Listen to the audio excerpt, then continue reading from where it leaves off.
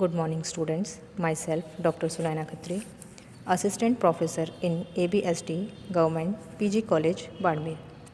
Today, we will study about the objects of audit. आज हम अंकेक्षण के उद्देश्यों के बारे में स्टडी करेंगे।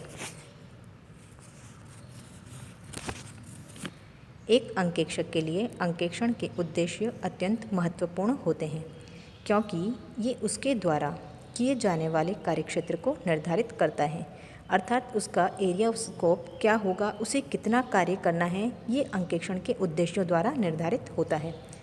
अतः अंकेक्षक को नियोक्ता से इन उद्देश्यों को लिखित में प्राप्त कर लेना चाहिए, ताकि भविष्य में अंकेक्षण के दायित्व के संबंध में कोई मतभेद उत्पन्न न हो, जैसा कि एफएल बनाम आनंद डेक्स्टर एंड कंपनी तथा लीच बनाम स्टोक्स आदि मुकदमे में हुआ था। यदि अंकेक्षक की नियुक्ति किसी विधान के अंतर्गत हुई है तो इस संबंध में अंकेक्षक का भार हल्का हो जाता है, क्योंकि उस विधान में अंकेक्षक के अधिकार, कर्तव्य एवं दायित्व भी दिए गए होंगे, इसलिए मतभेद की गुंजाइश नहीं रहती। जैसे कंपनी लॉ है तो कंपनी लॉ में कंपनी ऑडिटर के लिए राइट्स, उसके लायबिलिटीज़, ड्यूटीज़ ये सब दे रखे होते हैं, तो उसे कितना कार्य करना है, उसका एरिया स्कोप क्या होगा, ये सब कंपनी विधान में दे रखे हैं। अंकेक्षण के प्रमुख उद्देश्यों को हम निम्नलिखित बिंदुओं के आधार पर समझ सकते हैं। इनमें फर्स्ट है अंतिम खातों की सच्चाई एवं शुद्धता की जांच। अंकेक्षण का सबसे महत्वपूर्ण उद्देश्य यह है कि अंकेक्षक हिसाब किताब की जांच करके पता लगाए कि व्यवसाय का लाभ हानि विवरण सही एवं उचित लाभ या हानि को तथा चिट्ठा यानी बैलेंस शीट व्यवसाय की सही एवं उचित आर्थिक स्थिति को बताता है अथवा नहीं। जिन व्यवसायों में विधान द्वारा अंकेक्षण अनिवार्य कर दिया गया है, जैसे कंपनीज आदि, उन सब में तो अंकेक्षण का यह उद्देश्य होता ही है, यानी कि लाभ हानि विवरण और बैलेंस शीट उन दोनों की सच्चाई और शुद्धता की जानकारी देना।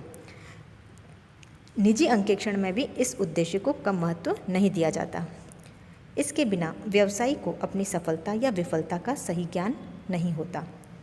भारतीय कंपनी विधान ने कंपनियों के वैधानिक अंकेक्षण में इस उद्देश्य को सबसे अधिक महत्व दिया है। सेकंड उद्देश्य है अशुद्धियों का पता लगाना। अंकेक्षण का उद्देश्य यह भी कहा गया है कि अंकेक्षण कार्य द्वारा अशुद्धियों का पता लग जाता है तथा उनका सुधार कर दिया जाता है। बहुत सी अशुद्धियाँ तो ऐसी होती हैं जिनका पता सामान्य अंकेक्षण प्रक्रिया के दौरान ही लग जाता है, तथा कुछ अशुद्धियाँ ऐसी भी हो सकती हैं जिनका पता अंकेक्षण के विशद ज्ञान एवं अनुभव के आधार पर ही चलता है, यानी जो अशुद्धियाँ छिपी रह जाती है, जिसको हम डबल साइडेड एरर्स कहते हैं। तो ये अशुद्धियाँ जो है अंकेक्षण के विशद ज्ञान के बिना निकालना संभव नहीं होता। थर्ड है कपट का पता लगाना। कपट अथवा गबन करना जालसाज लोगों का काम है, जो एक औसत व्यक्ति यानी सामान्य व्यक्ति से कहीं अधिक बुद्धि और चातुर्य रखते हैं। इसलिए कपट एवं गबनों को ढूंढ निकाल लेना कोई इजी टास्क नहीं है। फिर भी अंकेक्षण का इसे एक महत्वपूर्ण उद्देश्य समझा जाता है, चूँकि गबन होशियार व्यक्तियों द्वारा और वह भी खूब सोच समझ कर किए जाते हैं, इसलिए एक कुशल एवं अनुभवी अंकेक्षक ही इन्हें ढूंढने में सफल हो सकता है।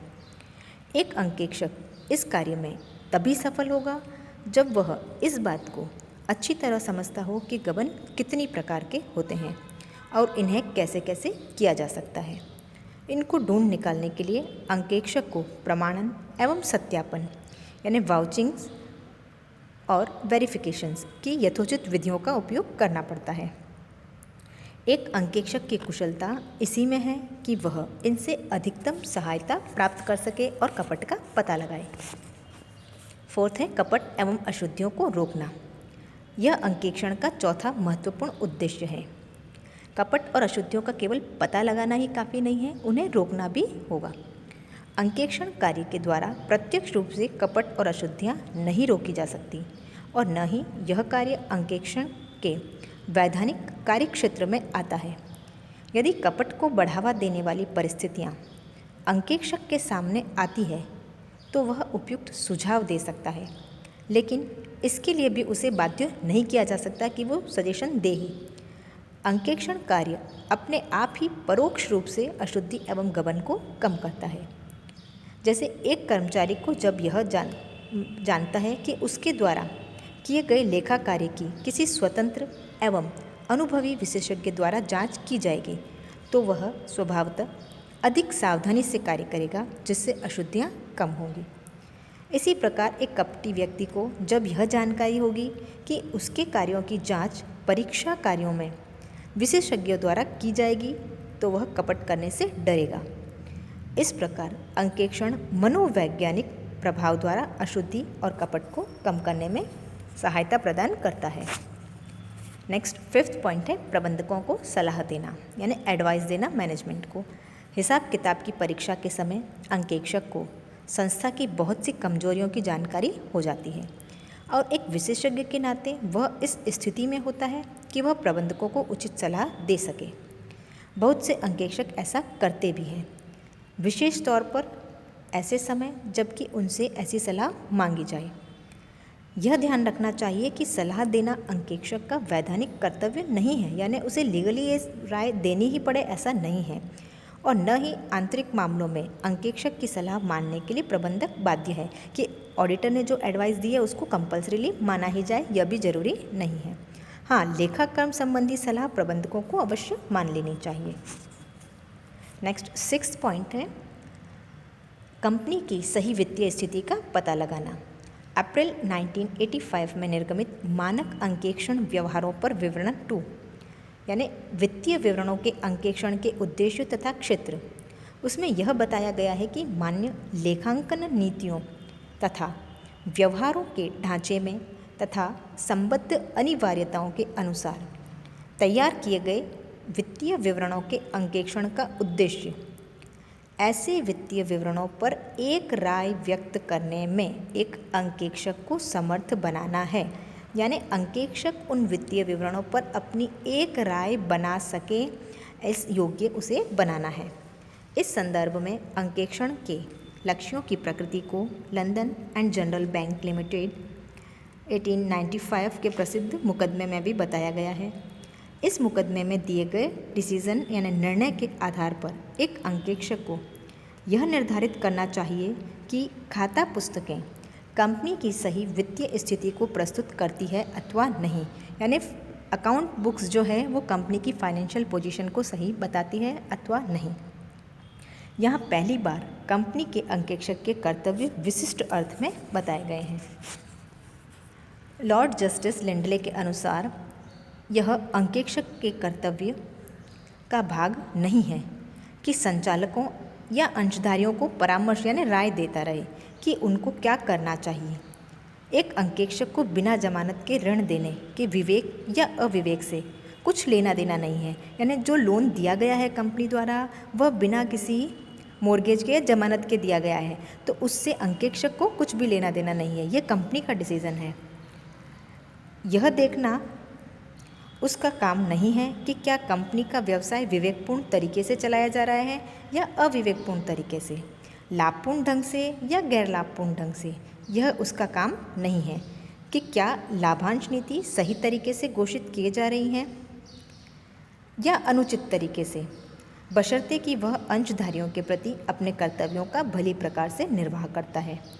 उसका काम अंकेक्षण के समय कंपनी की सही वित्तीय स्थिति का निर्धारण करना है, यानी जब वह ऑडिट कर रहा है उस समय अंतिम खाते कंपनी की सही वित्तीय स्थिति की जानकारी दे रहे हैं अथवा नहीं। लेकिन वर्तमान समय में इस विचारधारा में कुछ परिवर्तन आ गया है, क्योंकि भूतकाल में लागू की गई कुछ कानूनी मान्यताओं ने कंपनी अंकेक्षक से अपेक्षा की है कि वह प्रतिवेदन संबंधी कार्यों से बाहर निकले, यानी उसका कार्य केवल रिपोर्ट देने तक ही सीमित नहीं रहे, तथा विभिन्न विशिष्ट क्षेत्रों में विभिन्न लेन देनों के विवेक एवं औचित्य के बारे में भी वह अपनी राय प्रकट करे। उपरोक्त बातों पर विचार करने के बाद हम यह कह सकते हैं कि अंकेक्षण का मुख्य उद्देश्य यह देखना है कि खातों के विवरण सही एवं उचित स्थिति को प्रकट करते हैं या नहीं। यहाँ गलतियों तथा कपटों को ढूंढकर उनके नहीं होने देने की सिफारिश की जाती है। अब अंतर्राष्ट्रीय अंकेक्षण एवं आश्वासन मानक मंडल ने भी कुछ उद्देश्य निर्धारित किए हैं। वो इस प्रकार हैं। अंतर्राष्ट्रीय अंकेक्षण तथा आश्वासन मानक मंडल ने कहा है कि वित्तीय विवरण पत्रों के अंकेक्षण का उद्देश्य अंकेक्षक को इस योग्य बनाना है कि वह इन पर अपनी राय प्रकट कर सके। यानी ऑडिटर ये कहेगा कि मेरी राय के अनुसार कंपनी के खाते कंपनी की सही वित्तीय स्थिति को दर्शाते हैं अथवा नहीं। अंकेक्षक की राय को वित्तीय विवरण पत्रों की भावी सुदृढ़ता एवं प्रबंधकों की कुशलता के आश्वासन के रूप में नहीं माना जाना चाहिए। इस प्रकार हम देखते हैं कि आधुनिक समय में अंकेक्षण का सर्वाधिक महत्वपूर्ण उद्देश्य वित्तीय विवरण पत्र के संबंध में अंकेक्षक द्वारा अपनी राय प्रकट करना ही है। Thank you.